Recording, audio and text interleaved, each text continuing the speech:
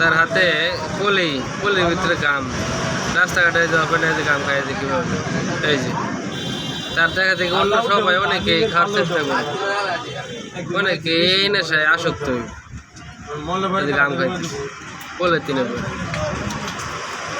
হ্যাঁ, এই কারবারটা দেখছেন, কি কারবারটা দেখছেন। এ মনে হয় দেশের রাষ্ট্রপতি হয়ে গেছে।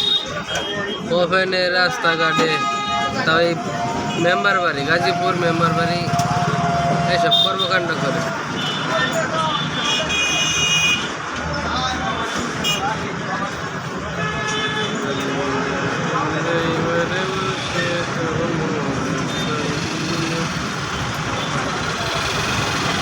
এই যে কাম খাইতেছে না, এই